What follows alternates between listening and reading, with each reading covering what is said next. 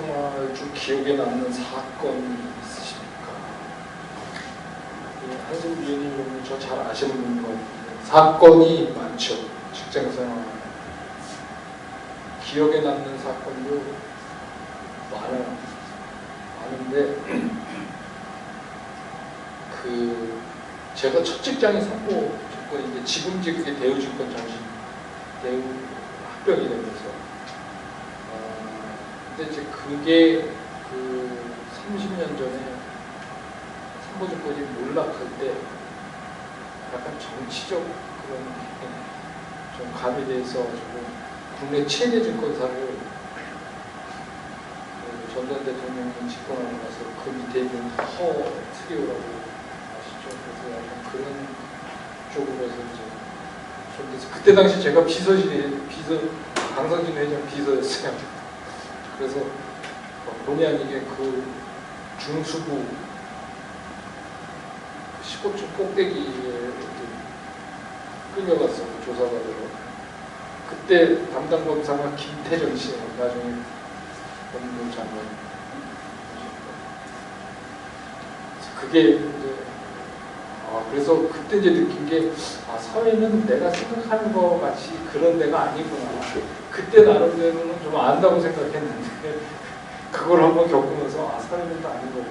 그런 게 있었고 또 하나는 제가 투자자문사 사장을 할 때 하나그룹의 하나중금, 하나머천뱅크 지금은 없어진 회사지만 그 회사에 대한 퍼스트타임 M&A, 적대적인 M&A 공격자가 저였어요.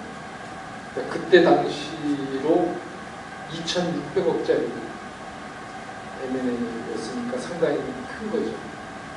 그래서 그때 당시에는 M&A 그러면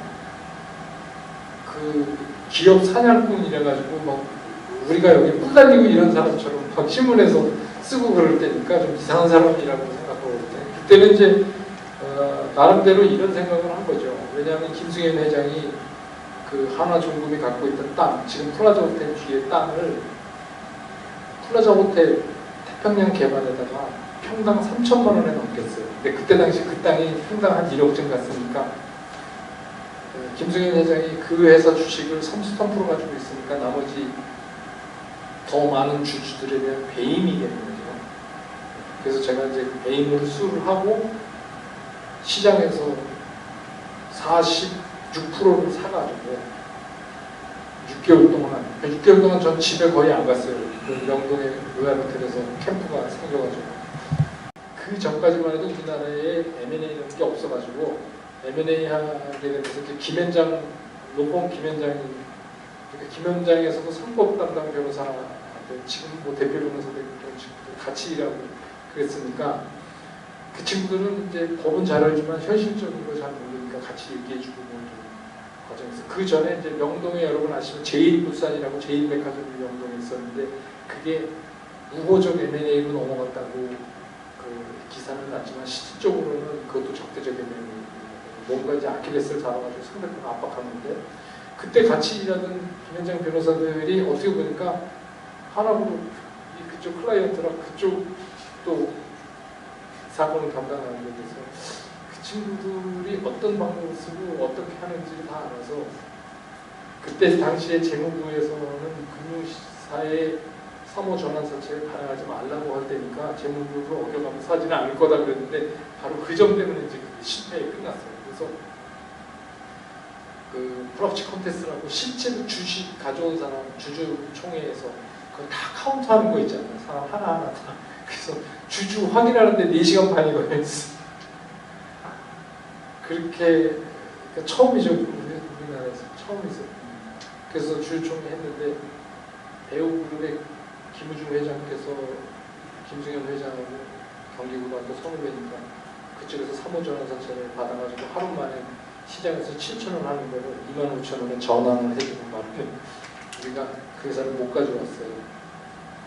못 가져오고 그러다가 결국 그 회사가 없어졌어요. 지금은 그게 존재할 수 없는 거지만 그때 가치관에서 그게 존재해서 지금은 재벌이 그러면 큰일 나죠. 조금 빨랐던 것 같아요. 제가 생각이.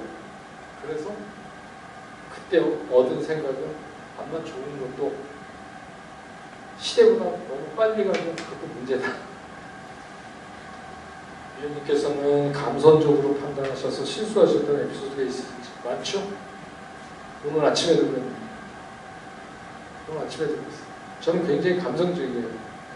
그래서 저는 대학 다닐 때 대학가요제에 나가서 상도 타고 노래도 작곡하고 지금 색스폰도 부르고 그래요. 그러니까 굉장히 감성적이에요. 근데 그래서 맨날 실수하는데 집사람이나 가족들한테도 잘못하고 심지어는 2살도 안 된 손녀한테도 감성적일 때가 있어가지고 그런데 그건 뭐 사람이니까 어쩔 수가 없죠. 무수히 많아요. 할 수 없을 만큼. 우리 집사람이랑 연애할 때 거의 매일 만났어요. 연애를 4년 했는데 4년 동안. 거의 매일 만나는 게 되게 힘든데 불가능한데 하여튼 오밤중에라도 가서 만나고 왔어요. 그러니까 그런 거 보면 되게 감성적인 데서 잘 못 태어나는 성격인데 이런 것 같아요. 그 자기가 아까도 얘기했지만 어떤 상황이 있잖아요. 사람이 이성적으로만 살 수 없죠. 너무 드라이하게. 어떤 상황을 놓고 그 상황을 정확히 판단해야 될 거예요. 그 사람은 상황 판단 능력이 먼저 있어야 되고 상황 판단을 할 때는 굉장히 이성적이어야 돼요. 그때는 감성이 들을 때가 아니에요. 그러니까 아까 걱정말을 그게 저 노래 되게 좋아요. 저는 좋아요. 개인적으로 노래 부르는 사람하고 친하고 그러니까 그래. 근데 그거는 그냥 그거로서의 얘기지. 예를 들어서 아까 제가 얘기했듯이 저 노래를 다 듣고 그래 걱정할 거 없어. 다시 뛰는 거야. 취업될 거야. 이거 아니라니까. 그거하고 전혀 다른 거라. 그러니까 어떤 상황을 판단할 때 내가 어떤 잣대로 그 상황을 보느냐. 그래서 상황을 판단할 때는 이성적으로 해야 될 것 같고 그냥 일반적으로 살아갈 때는 너무 이성적이면 재미없지. 다소 감성적이고 좀 그래. 그래서 뭐 화도 내고 술 먹고 오버히트 하고 막 그래야지 사람 사는 거 같지. 그냥 그렇게 살아요. 오늘 아침에도 우리 애가 골프를 처음 친다고 골프채를 내가 이렇게 선정해 줬는데 샀는데 뭐 자꾸 안 맞는다는 거예요. 아빠 채는 좋아서 잘 맞는데 자기는 이게 스틸 샤프트가 잘 안 맞는다고 내가 거기서 바로 소리를 지르면서 그리고 처음 한 놈이 처음부터 마치고 타이거우즈도 안 그랬는데 그게 말이 되냐. 끊임없이 노력해야지. 나도 갈비뼈가 부러지도록 연습을 했는데 그냥 갈비뼈가 부러져 있어요. 지금 옛날에 연습할 때. 그러니까 그거 없이는 모든 게 다 그렇잖아요. 그거 없이는 이룰 수가 없어요. 남이 한 거 보면 되게 쉬운 거 같아 보이지만 거기까지 가려면 그래요. 그게 쉬운 게 하나도 없더라고요. 잠시 나온 김에 연주한 거 한세구 앵커님이 연주하신 섹스 반주였는데요. 잠시 한번 들어볼게요.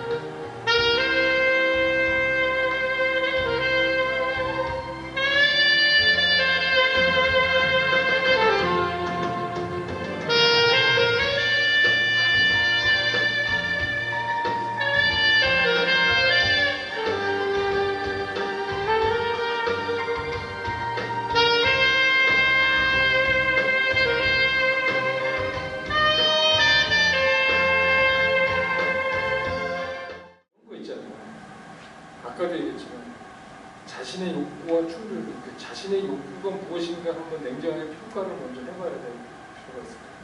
그러니까 그 앞에 이런 거잖아요. 회사에 맞는 인재가 되고 싶은데, 그러니까 회사에서 맞는 인재가 어떤 건가, 그리고 자기가 갖고 있는 욕구가 어떻게 상충하는가. 그래서 양보할 수 없는 거면 회사를 나가면 됩니다. 양보할 수 있는 거라면 회사를 타협해야죠. 회사에서 간단한 거예요. 이런 거지. 전투를 하는데, 옛날 전투를 하는데 또 나가서 저 적장에 목을 베가지고 와라. 그러면 막 나가서 목을 베가지고 와야 되잖아요. 근데 거기서 갑자기 딴 소리 하는 거야. 난 지금 못 베는 게 아니라 딴 걸 잘할 수 있는데 뭐 이러면 그거 안 되잖아요. 그러니까 회사는 조직이기 때문에 어떻게 보면 되게 운이 없을 때도 있어요. 그러니까 군대랑 똑같아요. 그러니까 이런 거 있잖아요. 전쟁을 하는데 1000병으로 나가. 일개 분대가 나가서 적진에 들어가서 살피는 거예요. 근데 걔네는 죽을 확률이 굉장히 높잖아요. 발견이 돼서. 그렇지만 걔네가 발견돼서 뭔가 대비가 되면 그 다음에 본대가 안 죽잖아요. 근데 하필이면 그때 왜 자기가 그 분대에 속해 있고 자기 분대가 순서가 됐냐 이거예요.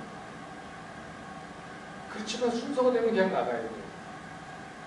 그런 게 되게 보면 스포츠에서 미국에서 발달한 스포츠들이 되게 미식축구 이런 거 보면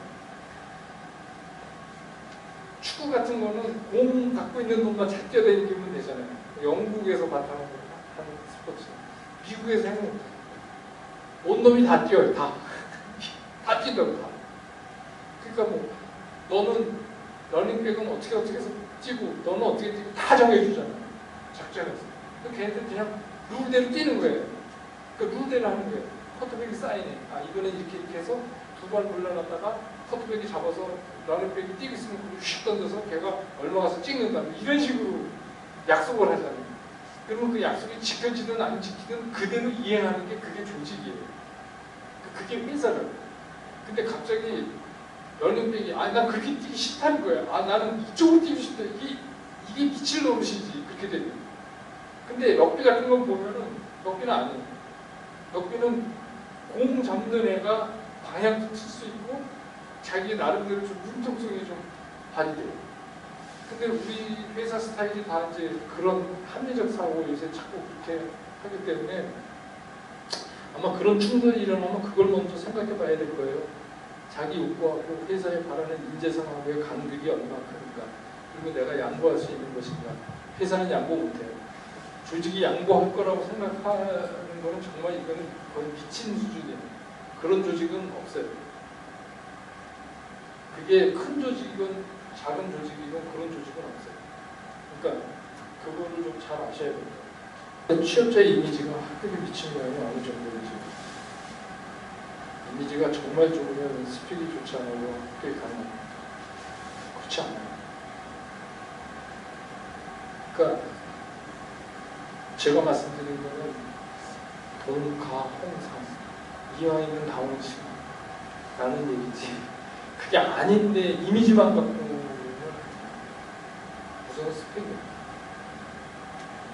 그러니까 이미지도 광의의 스펙 안에 들어가지만 이미지라는 팩터가 전체를 커버할 수는 없어요. 전체는 그냥 스펙이에요.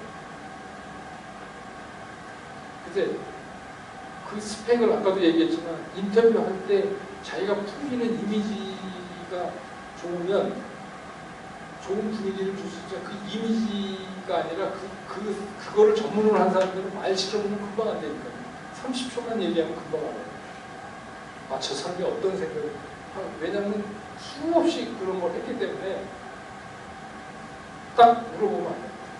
그리고 조그만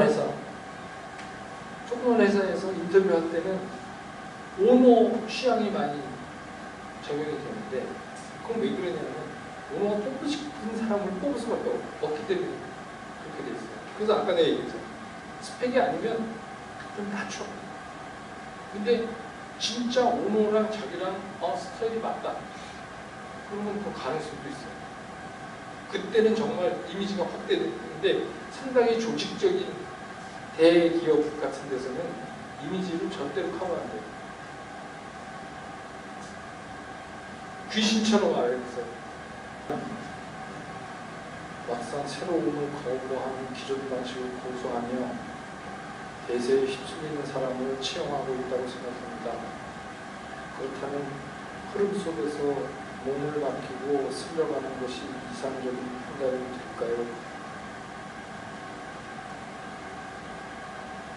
현재 우리나라는 새로움을 원하지만 원해요. 새로움을 원해요. 이것도 좀 생각해 볼 필요가 있어요. 진짜 원하는 기업은 새로운 거 잘 안 원해요. 우리가 그렇다고 판단해요. 그러니까 이런 거 있죠. 회사가 인화, 단결 이런 거 써놓은 회사 치고 제대로 된 회사 하나도 없어요. 인화 안 돼요. 안 되니까 써놓은 거예요. 사원이 나는 기업할 때 사원 없었어요. 그 우스꽝스러운 얘기 해주지 마요. 무슨 사원이 뭐냐. 다 큰 사람들끼리 모여가지고 먹고 살자고 이 짓을 하고 있는데 무슨 사원이 있어. 그거 하지 말자고 그랬어요. 뭐 유치하다 하지 말자. 그래서 그러면서 뭐 사과도 그냥 김수희의 멍해를 불러 술 먹는다. 그랬어요.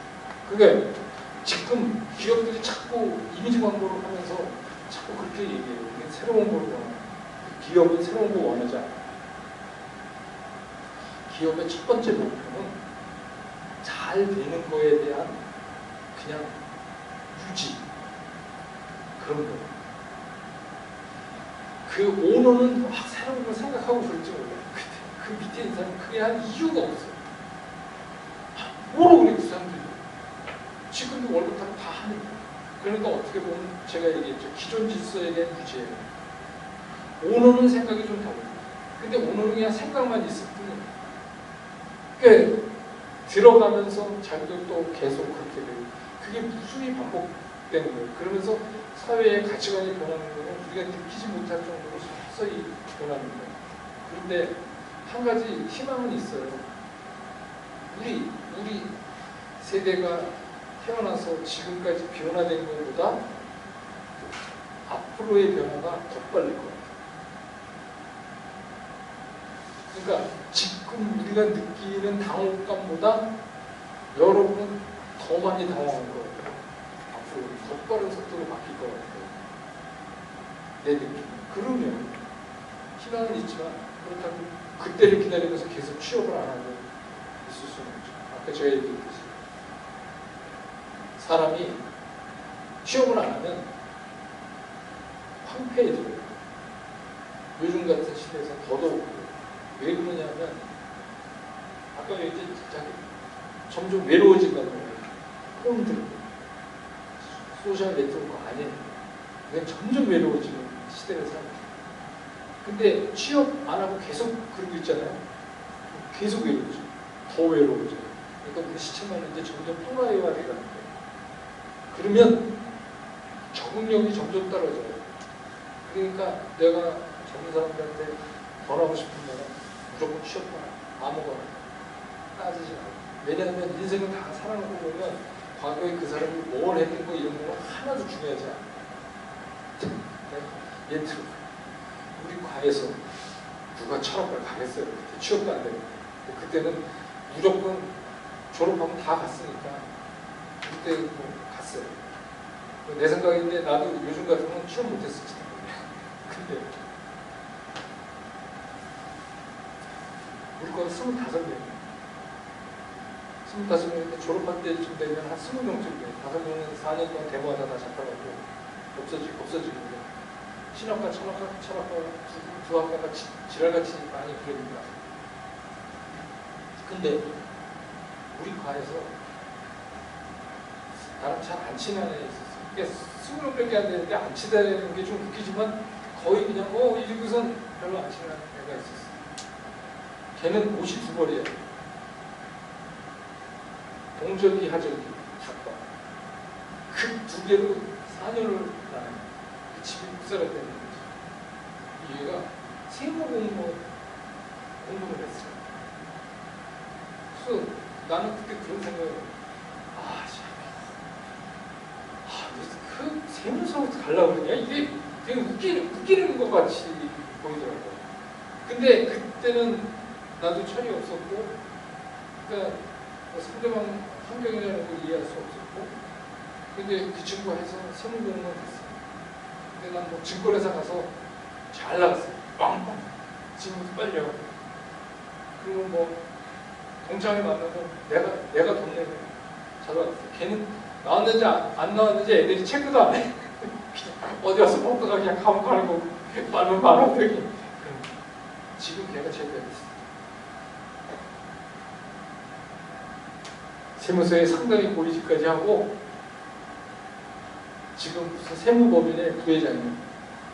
세무서 다닐 때는 맨날 지하철로 가요. 뭐 있으면 맨날 야 가야지 일단 이거 다 해서 하다못해 대리기사라도 불러서 다 가는데 얘는 터덜터덜 이제 세무공무원이 중차 타고 가면 큰일 나잖아요. 근데 이제 세무법인의 부회장으로 정관예우에서 갔어요. 바로 그날도 에쿠스 리무진에 기사 붙여서 딱 나왔어.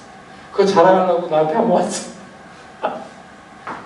회사에서 저게 나보다 나이가 훨씬 적은데 나보다 윗직급에 있고 이런 거 다 소용없다니까. 좀 살아보면 그런 게 다 소용없어요. 결국은 인생은, 근데 요새는 더 힘들어. 100살까지 산대잖아. 근데 여러분들 어떻게 하려고 그래요? 나는 그래도 일찍 죽으니까. 그래도 많이 살았으니까. 근데 이제는 100살까지 산다니 끔찍한 거지. 그 끝을 봐야 돼, 끝을. 그러면 처음에 뭘 어떻게 시작하냐면 하나도 안 중요해. 중요한 게 뭐냐면 그 시작하는 길을 내가 어떤 자세로 하고 어떻게 일했느냐. 그래서 이런 거 있어요. 회사에서 이쪽 파트에 일을 시켜봤는데 잘해. 그러면 걔 다른 거 시켜도 잘해. 뭐 창피해. 근데 이거 시켜도 못해. 딴 거 시켜도 못해, 이상하게. 그러니까 자기가 맡은 일에 대하는 열정이나 뭐 그런 거 있잖아요. 그런 거의 차이인 것 같아요. 왜냐하면 사람은 솔직히 그래요. 지능지수가 보통 120에서 150 사이잖아요. 보통 일반적으로 좀 이렇게 봐서 애가 좀 모자라다 이런 걸 안 느끼는 되게 그 수준에 있는데 사실 그 지능의 차이 별로 안 나요. 지능의 차이보다 내가 생각하는 거는 아까 얘기한 거 있잖아요. 어떤 상황을 논리적으로 분석해내는 능력 있잖아요. 그건 지능하고 관계없어요. 왜냐하면 그러니까 막 과목 수를 여러 번 받고 그런 애들 중에서도 막 아이고 막 150 이런 애들 많대요. 그럼 지능하고 관계없는 거예요. 근데 어떤 상황이나 이런 거를 분석하고 판단해내는 능력은 지능지수하고 조금 차원이 다른 거예요. 그리고 거기에는 상당 부분이 열정도 좀 포함되어 있는 거예요. 그러니까 회사에서는 그런 사람이 더 필요한 거죠. 그래서 쟤는 족하네. 그래서 위에서 훌륭하면 히딩크처럼 이렇게 뒀다가 결정적일 때 내고 골 넣을 때. 근데 또 평소에 열심히 한다고 걔가 골 잘 넣는 거 아니에요. 그러니까 걔는 열심히 하는 데까지 쓰는 거예요. 그게 뭐예요? 인사관리. 그리고 옛날에 뭐 그런 거 배워서 했겠어요. 근데 위에서 회사 걱정을 많이 하다 보면 그게 보인다니까. 그래서 지금 이 질문에 대한 답은 그런 거예요. 기업은 새로운 걸 바라지 않는다. 바란다는 걸 느끼고 있을 뿐이에요. 그러니까 기업에서 이런 거예요. 기업에서 잘하려면 우선 낙제를 하지 마요. 과목 낙제 있죠. 과목 낙제. 그 낙제에 걸리면 그 다음에는 뭘 잘하고 말고를 평가받을 수가 없는 거예요. 그러니까 기본이 돼야 되는 거예요. 기본을 해놓은 다음에 거기다가 얹어서 쌓아가야지 어느 한쪽이 극하게 균형이 깨져서 절잖아요. 그거는 결정적 핸디캡이 될 수가 있어요. 직장생활. 그러니까 일단은 그거를 관학 수준, 낙제 수준 아닌 걸로는 다 끌어올려요. 그래 놓고 자기가 하는 거예요. 그리고 뭐 이런 거 있잖아요. 지금 내가 이걸 얘기해야 될 위치인가 아닌가를 확인해요. 그러니까 뭐 신입사원이 맨날 아이디어만 내긴 앉혀가지고 일을 나가서 아 이거 어떻습니까? 그러니까 아예 좀 미친 거지. 그러니까 막 소총수가 맨날 중대장한테 막 전술 얘기하고 아 그렇게 하지 말고 이쪽 부지를 일로 돌아가면 어떻습니까? 막 이러면 그러면 중대장은 미워 죽겠는 거지. 이거. 얘 뭐야? 이런 거지. 그러니까 그거를 인식 못하는 건 아니니까 그냥 한마디로 내 자신을 알라.